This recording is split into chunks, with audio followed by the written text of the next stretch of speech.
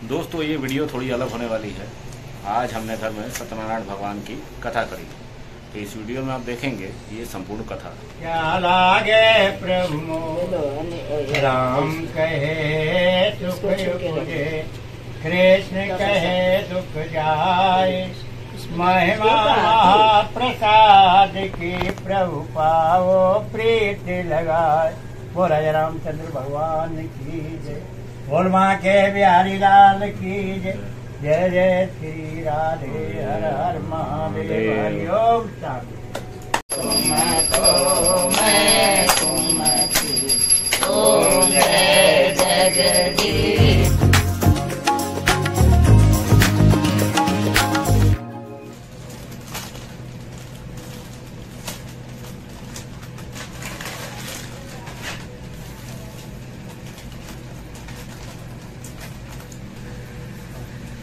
ओम पितृपद सर्वा, ओम श्री पितृपद सर्वा, ओम श्री पितृपद सर्वा। ओम आदमी को बुलाओ ना। बुला रहे हैं, क्या है 10 वर्ष। ओम आपको थोड़ी देर पंडित से टीका लगाओ ना, जाओ करो टीका लगाओ। दो ये बना के हम यहाँ पर कमलायनम मंगलाय नमः। ओम फूलम पत्रम मिष्टाने अर्पणाय नमः, वस्त्रो अर्पणाय नमः।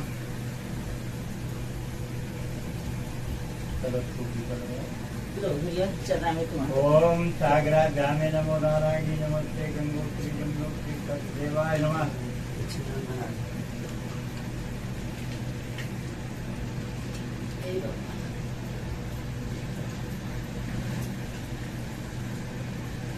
ओम सूर्यो देवताय नमः, ओम चंद्रमो देवताय नमः, ओम मंगलभु देवताय नमः, ओम बुध देवताय नमः, ओम गुरु देवताय नमः, ओम शुक्रो देवताय नमः, ओम शनि देवताय नमः, ओम राहु देवताय नमः, ओम केतु देवताय नमः, ओम नवग्रह शांति मंगलाय नमः।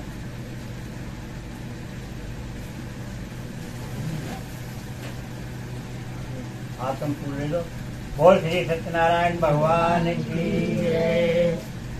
एक समय सोनाथ का छात्र जाति श्री सूर्य से पूछा कि हे प्रभु, इस कलयुग में वेद विचार रहित मनुष्य को प्रभु भक्त किसका से मिलेगी और उनका उद्धार कैसे होगा। वो कथा सुनने की हमारी प्रबल इच्छा है। तो सर्व ज्ञाता श्री सूर्य कहने लगे, हे वैष्णव से आप सबने प्राणियों के हित की बात पूछी है। अब मैं आप लोगों से उस वक्त को कहूँगा जिस वक्त को नारद जी ने लक्ष्मी नारायण भगवान से पूछा था, और लक्ष्मी पति ने जो नारद जी से कथा कही थी वो जानते थे। तो एक समय योगीराज नारद जी दूसरों की हित की इच्छा से अनेक लोकों में भ्रमण करते हुए मृत लोक में आप पहुंचे। यहाँ अनेक योनियों में जन्मे हुए प्रयास सभी मनुष्यों को अपने कर्मों द्वारा दुखी देख करके विचार करने लगे कि कौन सा उपाय करना चाहिए जिससे मनुष्यों के दुखों को नाश हो सकेगा। ऐसा मन में सोच करके नारद जी जो है विष्णु लोक पर चले गए। वहाँ श्वेत वर्ण वाले 4 भुजाओं वाले देवों को इस नारायण का, जिनके हाथों में शंख गदा पद्म बनवाला पहने हुए थे, देख करके अस्तुत करने लगे, भगवान आप अत्यंत शक्ति से संपन्न है, मनसा बानी भी आपको नहीं पा सकती। आपका आदि मद और अंत नहीं है, निर्गुण सर्वश्रेष्ठ के कारण भक्तों के दुखों को नाश करने वाले हो, आपको मेरा नमस्कार है। नारद जी से इस प्रकार की सुन करके भगवान कहने लगे कि आप यहाँ किस काम के लिए आए हैं, न संकोच करो। तो नारद मुनि कहने लगे,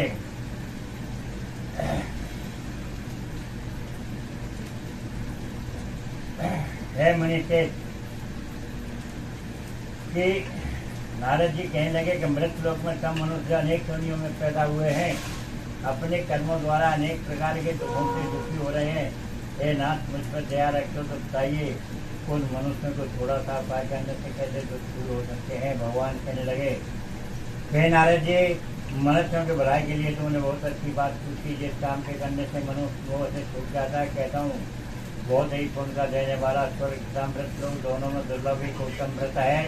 आज मैं प्रेम बस होकर तुमसे कहता हूँ श्री सत्यनारायण भगवान का विधि पूर्वक पूजन कर या मोक्ष को प्राप्त होता है। तो भगवान के वचन सुनकर नारद मुनि बोले कि उसका व्रत का विधान क्या है, किस दिन व्रत करना चाहिए। हे भगवान मुझसे विस्तार से कहो। भगवान बोले दुख को शोक को आदि को दूर करने वाला, धन धान को बढ़ाने वाला, सब स्थान पर विजय करने वाला,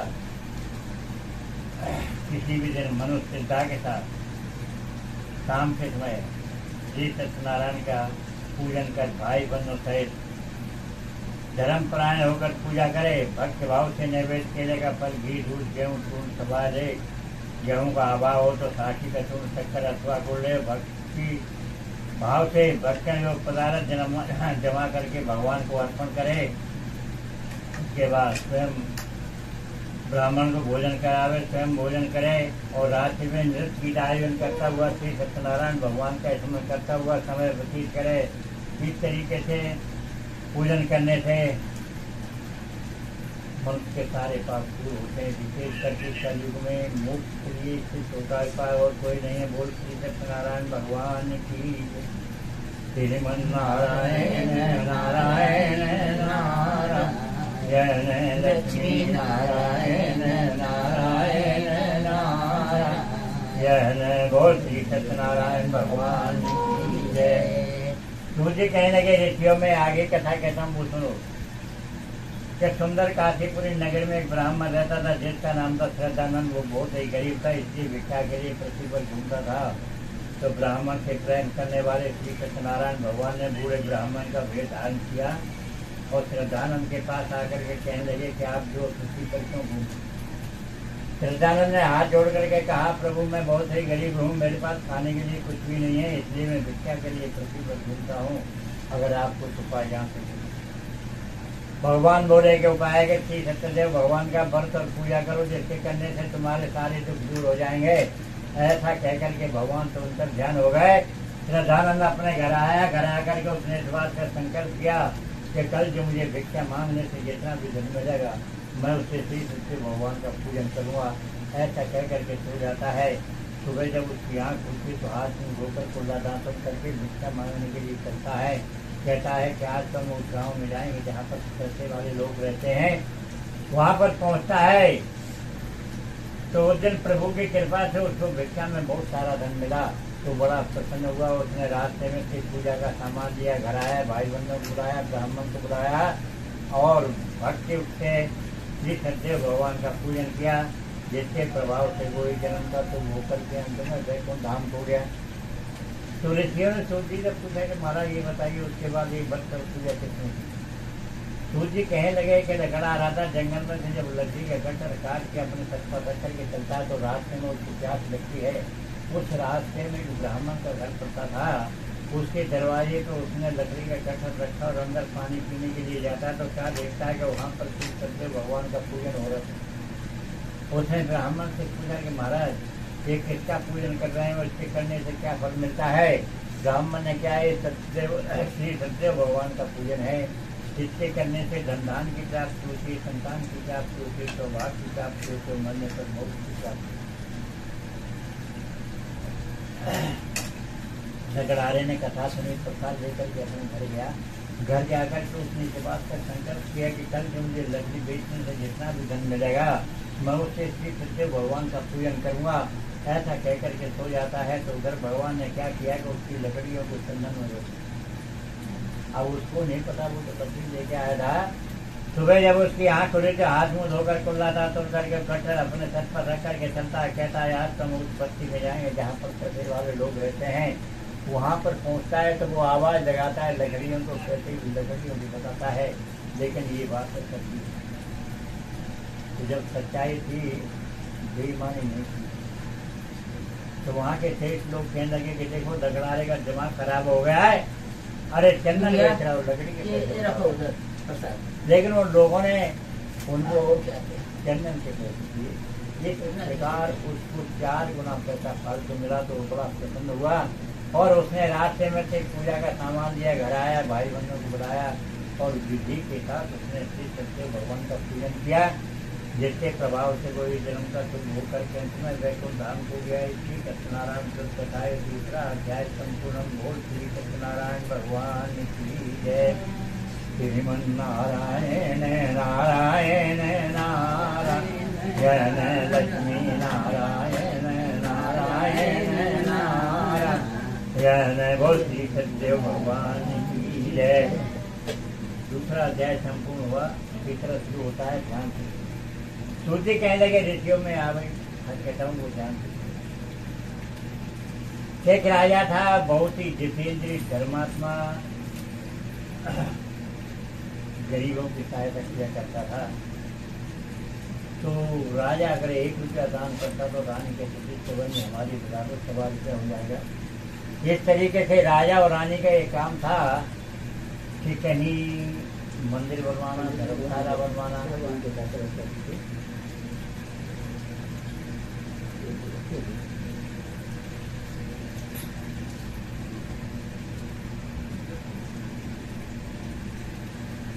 गरीब की लड़कियों की शादी करवाना। जितना भी राजा रानी के धर्म का काम ज्यादा से ज्यादा होता था वो करते थे। तो एक दिन राजा और रानी भरतीला नदी के तट पर श्री सत्यदेव भगवान का पूजन कर रहे थे। इतने में एक साधु नाम का बनी आया। उसने नाव को किनारे से लगा करके हाथ जोड़ करके राजा के पास क्या कहने लगा कि महाराज आप ये किसका पूजन कर रहे हैं और इसके करने से क्या फल मिलता है। राजा ने कहा श्री सत्यदेव भगवान का पूजन है और इससे करने से धन धान की प्राप्ति होती है, संतान की प्राप्ति होती है, सौभाग्य की प्राप्ति होती है, मरने पर मोक्ष की प्राप्ति होती है। तो साधु नाम के बनिए ने कथा सुनी, प्रसाद लेकर के गया और व्यापार से निपट के आया। तो उसने अपनी घरवाली जिसका नाम मीरा उसका नाम था उसको व्रत के बारे में बताया। मगर उसने कहा कि मैं व्रत कर पूजा जब करूँगा जब मेरे संतान हो जाए। भगवान ने कहा कि कोई व्रत प्रभु की माया होती है।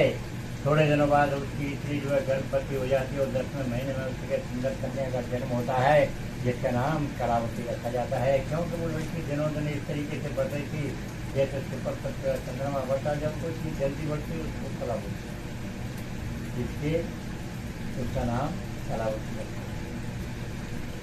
अब उसके घरवाले ने कहा कि देखो हमारे संतान हो गई है, लड़का हो या लड़की, ये तो प्रभु की देन है, अब भगवान का पूजन करो। वो कहने लगा तेरा दिमाग खराब है। अरे जब इसकी शादी करेंगे जब भी दोनों काम इकट्ठे कर देंगे, बार बार खर्चा करने की क्या जरूरत है।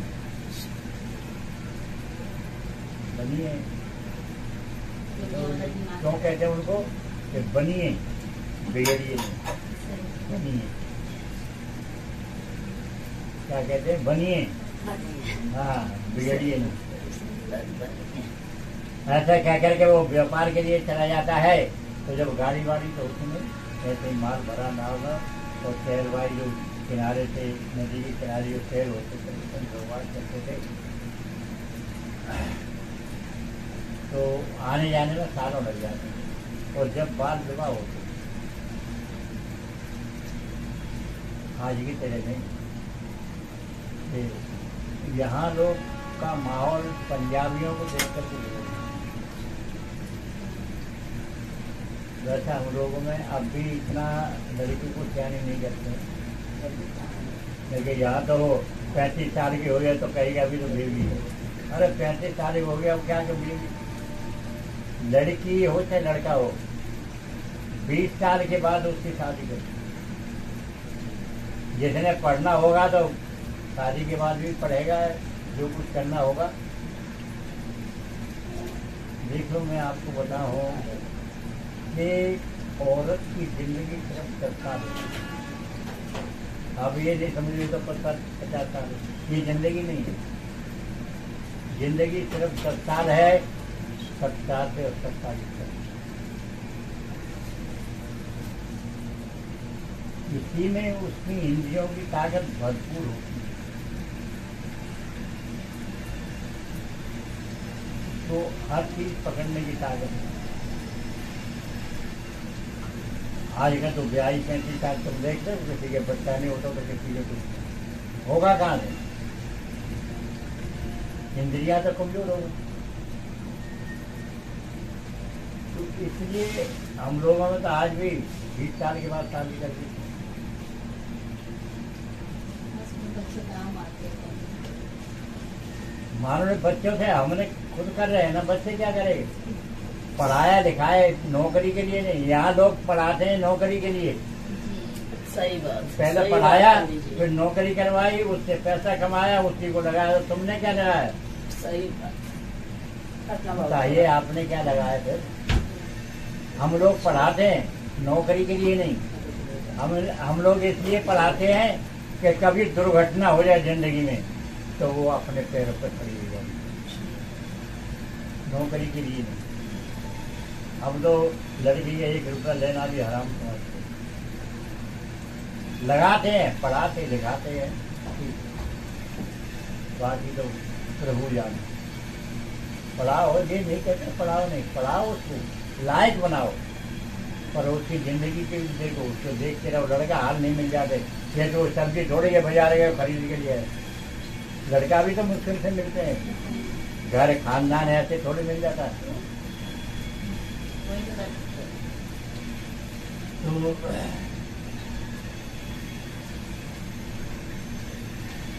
जब वो निबट के आया व्यापार से, उसने देखा लड़के सच्चों से खेले कि उन्होंने कहा बेटी तो शादी हो गई है। उनने अपने दूतों को कहा कि जाओ लड़की के बाद से जो सुंदर सा बनने का लड़का देख करके लाओ। तो उनके दूत जो है कंचन नगर पहुंचे थे, कलकत्ता बोलते हैं। वहाँ एक बनिए के लड़के को देखा, पसंद किया और वो अपने संग ले आए। उसकी शादी उसके साथ कर देते हैं, मगर दुर्भाग्यवश क्या होता है कि भक्त और पूजा करना भूल जाता है। इससे भगवान नाराज हो जाते हैं और उसको शराब देते हैं कि जा तुझे दारू तो प्राप्त होगा। वो दूसरे दिन में जो है अपनी जमाई को लेकर के व्यापार करने के लिए चला जाता है। कहाँ पहुँचता है? राजा चंद्रगुप्त की राजधानी रतन से। अब वो जैसे गांव में बनी पीठ पे रख के बेचते हैं, ऐसे ही वो नाव में से माल ले जाते हैं और अब जैसा आज मिंटो रोड बेच रहे, कल करोड़ बाल चले गए और जहाँ शाम हो गई वहीं पट्टी पर सो जाते हैं। तो एक दिन क्या हुआ कि वहाँ के जो चोर थे उन्होंने राजा के आकाशा डाल दिया, माल लेकर के भागते हुए जा रहे थे। पीछे से मुड़ करके उन्होंने देखा तो राजा के सिपाही लगे हुए थे। उनने कहा आज तो हम पकड़े जाएंगे, क्या करना चाहिए? उनने इधर उधर देखा तो पट्टी पे 2 आदमी सो रहे थे, उन्हीं के सिरा ने माल रखा हुआ। सिपाहियों ने आके उन दोनों को पकड़ दिया कि चोर तो वो जिसके साथ पास चोरी का सामान। उनको पकड़ के ले गए, राजा के सामने पेश किया कि हाय महाराज, ये आपका सामान चुरा करके भागते हुए जा रहे थे, हम दोनों चोरों को पकड़ के ले आए हैं। अब बुरा टाइम आ गया तो राजा ने भी नहीं पूछा कि आपने ये अपराध किया या नहीं, उन्हें सीधा कर दिया जेल खाने में डाल। उधर घर पे भी चोरों ने डाका डाल दिया। वहाँ तो ऐसा किया जो रोज की चीज थी ना, आटा चावल चीनी दाल वगैरह वो भी बांध दी गई। माल तो ले ही है, अब घर पे माँ बेटी कितने दिन भूखी रही हो, क्या खाएंगे? तो बेटी कहने लगी कि मैया मुझे तो बड़ी जोर की भूख लग रही है, बराबर में ब्राह्मण का घर है, कुछ मांग के ले आऊं। माँ कहने लगी कि बेटी जब बुरा टाइम आता है तो कोई नमक भी उधार नहीं देता है, खाना तो बड़ी चीज हो जाती है, लेकिन तू चली जा, तेरे ऊपर किसी को दया आ जाए, कोई दे दे। तो जब लड़की वहाँ मांगने के लिए जाती है तो क्या देखती है कि वहाँ श्री सत्य भगवान का पूजन हो रहा है। लड़की कथा सुनने के लिए बैठ जाती है और प्रसाद लेकर के आती है तो उसकी माँ कहती कि बेटी तू अभी तक खा रही, तेरे मन में क्या है? लड़की कहने लगे कि मैया मैं तो सत्यनारायण भगवान की कथा सुन रही थी, प्रसाद लेकर के आई। उसको याद आया कि मेरे आदमी ने कहा था कि भगवान का पूजन करेंगे मगर किया नहीं, इसी वजह से हमारे ऊपर एक दुख आया। अब पूजन का घर में सामान नहीं है, माल गांठ में पैसा नहीं, लेकिन अक्सर क्या होता है आदमी 10-20-50 रुपये ले जाता है। जब उन्हें बाहर जाता है तो औरतें जल्दी तो उठा के अपने साड़ी के पल्ले पाँव जैसी काम कर रही होती है तो किस्मत से जो साड़ी के पल्ले में पैसे बंधे थे वो बच गए। तो माँ कहने लगे कि बेटी से कि बेटी भगवान तो प्रेम के भूखे होते हैं, उनको 2-4 मनने चाहिए, इसमें जितना भी सामान आता है। तो बेटी बाजार जाती है और पूजा का सामान लेकर के आती है। फिर माँ बेटी ने विधि के साथ भगवान का पूजन किया और हाथ जोड़ करके अरदास की कि हे प्रभु मेरा आदमी और जमाई तक तो लौट करके घर आ जाए। भगवान ने जब ऐसे 3 वचन सुने तो प्रसन्न हो गए और राजा चंद्रकेतु को जाकर के सपने में कहा कि राजन तुमने जो 2 बनिए पकड़ रखे हैं उनको छोड़ देना, वरना मैं तुम्हारी राजधानी को कैसे राजा ने सुबह दरबार लगाया, सिपाहियों को भेजा, कहा कि उन दोनों बनियों को लेकर के आओ। तो जब वो रास्ते में आ रहे थे तो बहुत ही डरे हुए थे। उनने कहा पता नहीं राजा क्या सजा देगा, चोरी का इल्जाम लगा हुआ है। जब वो दरबार में हाजिर होते हैं तो राजा कहता है घबराओ नहीं। उनकी हजामत बनवाई, स्नान करवाया, नए नए वस्त्र पहनाए और राजा ने जितना भी उनका धन दिया था उससे दूना धन देकर उनको विदा किया। श्री सत्यनारायण को कथाए तीसरा अध्याय संपूर्ण। बोल श्री सत्यनारायण भगवान की जय। श्रीमन नारायण नारायण नारायण लक्ष्मी नारायण नारायण नारायण। बोल श्री सत्य भगवान की जय। तीसरा अध्याय संपूर्ण हुआ, चौथा शुरू होता है। सूर्य कहने लगे ऋषियों में आगे कथा कहता वो। भगवान ने सोचा कि अब तो ये 2-3 महीने जेल में काट के आए, शायद इनका दिमाग ठीक हो गया होगा। भगवान ने बूढ़े दंडी का भेद धारण किया, दुबले पतले बन गए, दाढ़ी बढ़ रही है और डंडा फेंकते हुए उसके नाव के पास आकर के कहने लगे कि बेटा तेरी नाव के अंदर क्या भरा हुआ है। तो साधु नाम का बनिया बढ़िया करके साथ कहने लगा, क्या बोलते तेरे धन देने की इच्छा है? अरे बाबा मेरे नाव के अंदर धन मत कुछ नहीं है, इसमें लट्टे पत्ते भरे, आगे जाके मांग लेना। भगवान ने कहा माह का महीना था, धूप निकली हुई थी। भगवान ने कहा चलो थोड़ी देर धूप में बैठ लेते हैं। उधर जब कसम जमाए हाथ में धो करके आए तो क्या देखते कि नाव पानी के ऊपर आई। पहले तो माल दाल दबी हुई थी, लट्टे पत्ते हो गए, हल्की हो गई तो पानी के ऊपर आ गई। उन्हें जल्दी से हाथ डाल के देखा तो नीचे से लट्टे पत्ते हैं। और रोने चिल्लाने लगा तो उसका जमाई कहता है रोका, तुम्हें भगवान से कहा था कि मेरे नाम में माल नहीं। भगवान अभी धूप में बैठे, जाके चरणों में गिर जाए क्षमा मांग लो। अगर भगवान चले गए तो तुम रोते रहोगे फिर। तो दोनों ससुर जमाई वहाँ पहुँचने जब भगवान बैठे हुए थे धूप में, चरणों में गिर के क्षमा मांग कर कहते हैं प्रभु हमने जो आपसे असत्य वचन कहा उसको क्षमा करो। भगवान कहने लगे कहे बणक पुत्र तू मेरे पूजा से विमुख हुआ है और बार बार तुझको दुख मिलता है। तो हाथ जोड़ करके कहने लगा प्रभु हम तो इंसान है, भला आपको कहाँ पहचान पाएंगे, आपको तो ब्रह्मा भी नहीं पहचान पाते हैं। अब ऐसा है कि मेरे नाम में पहला जैसा धन भर दो, मैं समर्थ के अनुसार आपकी पूजा करूँ। भगवान ने जब ऐसे दिन वचन सुने तो प्रसन्न हो गए और वहाँ से अंतर ध्यान हो जाते हैं। जब वो ससुर जमाई अपनी नाव के पास आते तो क्या देखते हैं कि नाव में पहले से भी ज्यादा धन भरे। फिर उन्होंने वहाँ से जो है मंगलाचार्य करके यात्रा आरम्भ की। जब वो अपने नगर के करीब आ जाते हैं तो वो अपने दूतों से कहते कि जाओ घर जाकर के खबर कर दो कि सेठ जी नगर के करीब आ गए हैं। तो इस टाइम उनके दूत पहुँचते हैं, उस टाइम दोनों वहाँ बैठी श्री सत्य भगवान का पूजन कर रही थी। जैसे उन्होंने कहा कि सेठ जी नगर के करीब आ गए ना तो उसकी माँ कहने लगी बेटी तुम कथा का काम पूरा करके आ जाना, मैं अपने पति के दर्शन के लिए जाती हूँ। तो बेटी ने कथा का काम तो पूरा किया मगर वो जल्दी में प्रसाद देना भूल जाती है। इससे भगवान नाराज हो जाते हैं और उसके आदमी को नाव सहित पानी के अंदर अभ्यस्त कर। जब कलावती को अपने पति के दर्शन नहीं होते तो रोटी चिल्लाती जमीन पर गिर जाती है। तो साधु नाम का बनिया हाथ जोड़ करके प्रभु से अरदास करता है कि प्रभु मुझसे या मेरे परिवार से क्या भूल हो गई। तो आकाशवाणी होती है कि बणक पुत्र तेरी पुत्री मेरा प्रसाद छोड़ करके आई है, अगर ये लौट कर घर जाएगी और प्रसाद खा करके आएगी तो इसके पति के दर्शन अवश्य हो। तो कलावती लौट करके घर जाती है और प्रसाद खा करके जब आती है फिर उसके आदमी के दर्शन होते हैं।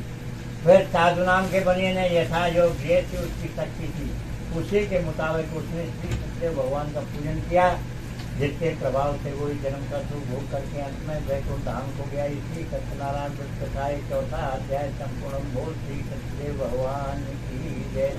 श्रीमन नारायण नारायण नारायण लक्ष्मी नारायण नारायण नारायण। बोल श्री सत्यनारायण भगवान की जय। तुझे कहते हैं चौथा अध्याय संपूर्ण हुआ, 5वां शुरू होता है ध्यान।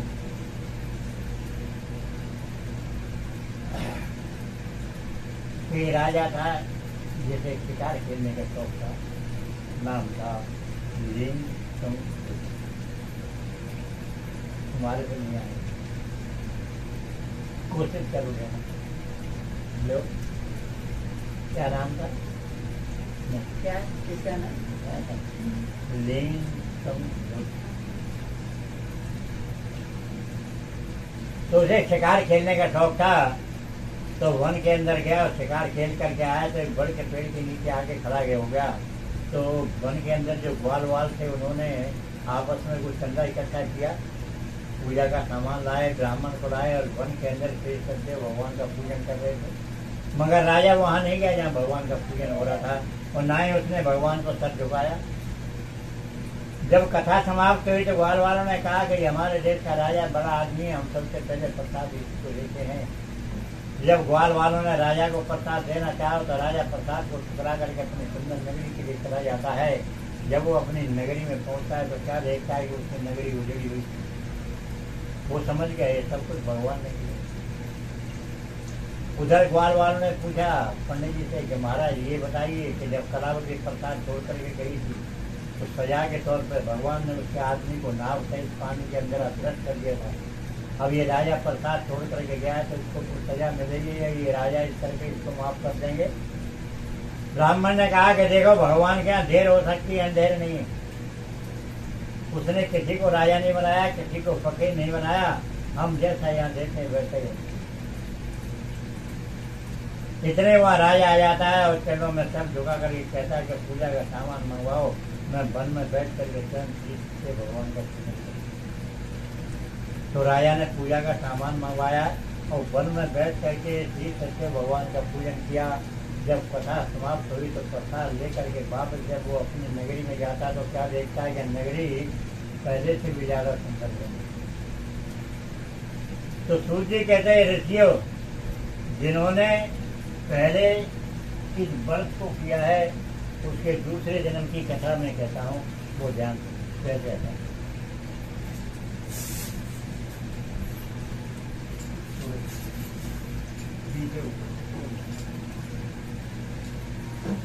नीचे लाए नीचे इसके ऊपर भी ईटा लगेगा पंडित जी? लगेगा क्या? मोटा है नीचे। आगे रखो। वो उसमें तो आरती करेंगे पंडित जी। है वहाँ भी है। आरती इसी में होगी।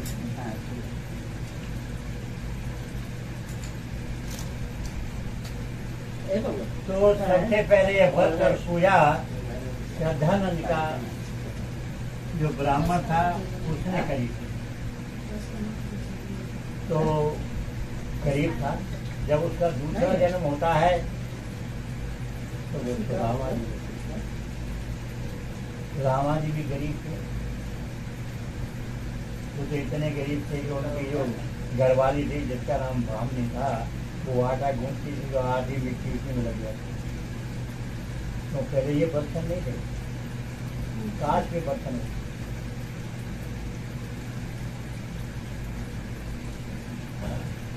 और वो बार बार उनसे ये कहती थी कि तुम्हारे दोस्त कृष्ण भगवान हैं, 3 लोग के मालिक हैं, आप उनके पास क्यों नहीं जाते? तो वो यही कहता था कि मैं भक्त हूँ, भिखारी हूँ।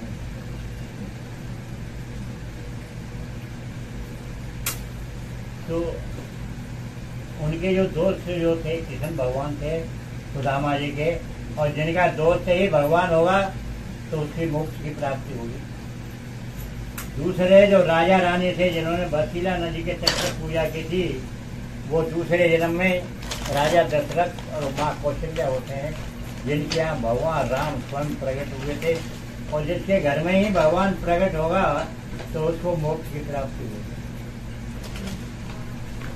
तीसरा जो साधु नाम का बनिया था वो दूसरे जन्म में राजा मोरध्वज होते हैं, और राजा मोरध्वज के द्वार पे कृष्ण भगवान और अर्जुन भिक्षा मांगने के लिए पहुंचे थे, और राजा रानी ने अपने बेटे को आरे से खींच करके भगवान को अर्पण किया था। जिसके द्वार पे भगवान ही भिक्षा मांगने के लिए पहुंचा तो उसकी भी मोक्ष की प्राप्ति हुई।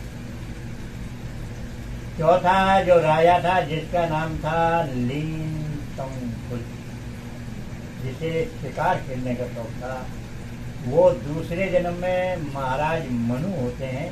और महाराज मनु ने सारी उम्र जो है भगवान की तपस्या की, जिसके प्रभाव से उनको मोक्ष की प्राप्ति हुई। श्री श्री सत्यनारायण कथा 5वां अध्याय संपूर्ण बोल। श्री सत्यनारायण भगवान की जय। श्रीमन नारायण नारायण नारायण लक्ष्मी नारायण नारायण नारायण ब्रह्मा नारायण नारायण नारायण ब्रह्मा नारायण नारायण नारायण विष्णु नारायण नारायण नारायण विष्णु नारायण नारायण नारायण शंकर नारायण नारायण नारायण शंकर नारायण नारायण नारायण गंगा नारायण नारायण नारायण गंगा नारायण नारायण नारायण जमुना नारायण नारायण नारायण जमुना नारायण नारायण नारायण सरयू नारायण नारायण नारायण सरयू नारायण नारायण नारायण बोल श्री सत्य भगवान की जय।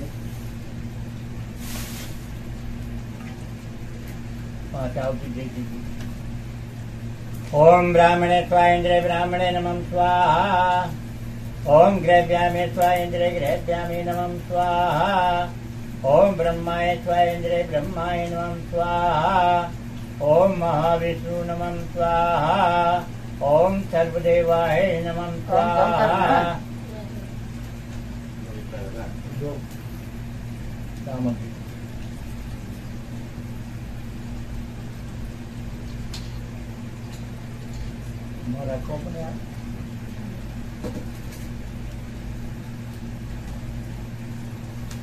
ओम भूर्भुवः स्वः तत्सवितुर्वरेण्यं भर्गो देवस्य धीमहि धियो यो नः प्रचोदयात् स्वाहा। ओम भूर्भुवः स्वः तत्सवितुर्वरेण्यं भर्गो देवस्य धीमहि धियो यो नः प्रचोदयात् स्वाहा। ओम भूर्भुवः स्वः तत्सवितुर्वरेण्यं भर्गो देवस्य धीमहि धियो यो नः प्रचोदयात् स्वाहा। ओम भूर्भुवः स्वः तत्सवितुर्वरेण्यं भर्गो देवस्य धीमहि धियो यो नः प्रचोदयात् स्वाहा। ओम भूर्भुवः स्वः तत्सवितुर्वरेण्यं भर्गो देवस्य धीमहि धियो यो नः प्रचोदयात् स्वाहा। ओम भूर्भुवः स्वः तत्सवितुर्वरेण्यं भर्गो देवस्य धीमहि धियो यो नः प्रचोदयात् स्वाहा। ओम भूर्भुवः स्वः तत्सवितुर्वरेण्यं भर्गो देवस्य धीमहि धियो यो नः प्रचोदयात् स्वाहा। ओम भूर्भुवः स्वः तत्सवितुर्वरेण्यं भर्गो देवस्य धीमहि धियो यो नः प्रचोदयात् स्वाहा।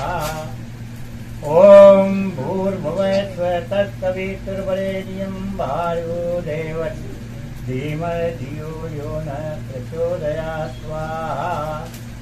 ओम भूर्भुवः स्वः तत्सवितुर्वरेण्यं भर्गो देवस्य धीमहि धियो यो नः प्रचोदयात् स्वाहा। ओम भूर्भुवः स्वः तत्सवितुर्वरेण्यं भर्गो देवस्य धीमहि धियो यो नः प्रचोदयात् स्वाहा। ओम भूर्भुवः स्वः तत्सवितुर्वरेण्यं भर्गो देवस्य धीमहि धियो यो नः प्रचोदयात् स्वाहा। ओम भूर्भुवः स्वः तत्सवितुर्वरेण्यं भर्गो देवस्य धीमहि धियो यो नः प्रचोदयात् स्वाहा। ओम भूर्भुवः स्वः तत्सवितुर्वरेण्यं भर्गो देवस्य धीमहि धियो यो नः प्रचोदयात् स्वाहा। ॐ भूर्भुवः स्वः तत्सवितुर्वरेण्यं भर्गो देवस्य धीमहि धियो यो नः प्रचोदयात् स्वाहा। ॐ भूर्भुवः स्वः तत्सवितुर्वरेण्यं भर्गो देवस्य धीमहि धियो यो नः प्रचोदयात् स्वाहा। ॐ भूर्भुवः स्वः तत्सवितुर्वरेण्यं भर्गो देवस्य धीमहि धियो यो नः प्रचोदयात् स्वाहा। ॐ भूर्भुवः स्वः तत्सवितुर्वरेण्यं भर्गो देवस्य धीमहि धियो यो नः प्रचोदयात् स्वाहा। ॐ भूर्भुवः स्वः तत्सवितुर्वरेण्यं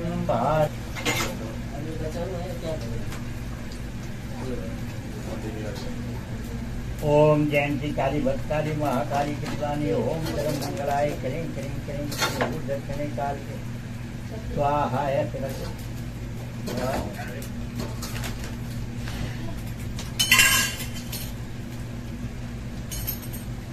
दिया तो जल रहा है ना।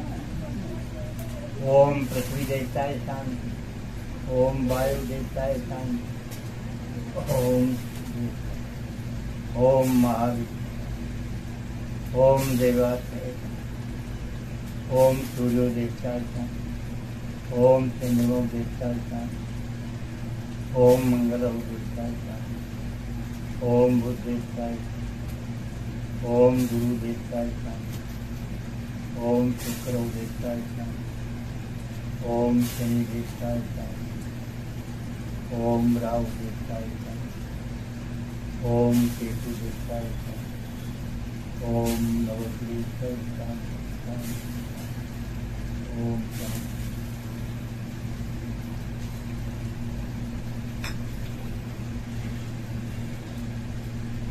खड़े हो जाओ।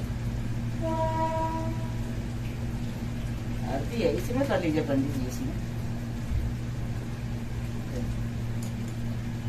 तो बोल दिया ना।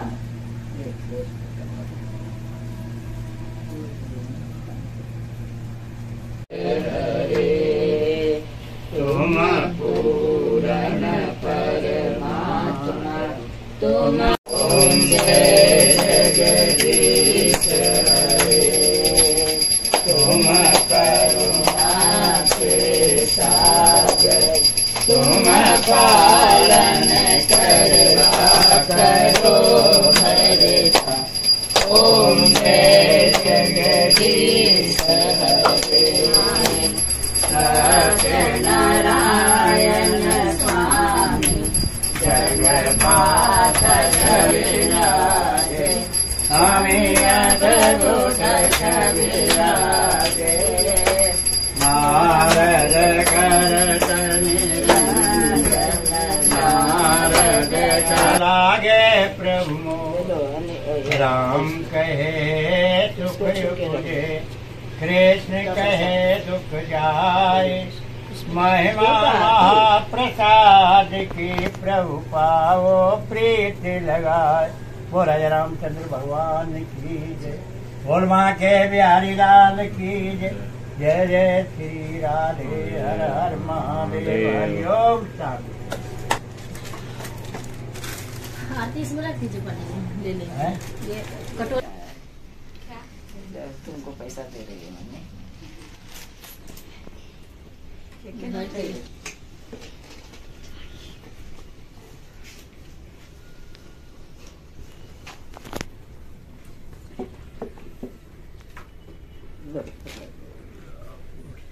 आजा। केला खीरा कुछ तो अरे दे दे। कोई आज प्रसाद बट गया। वो हाँ माई।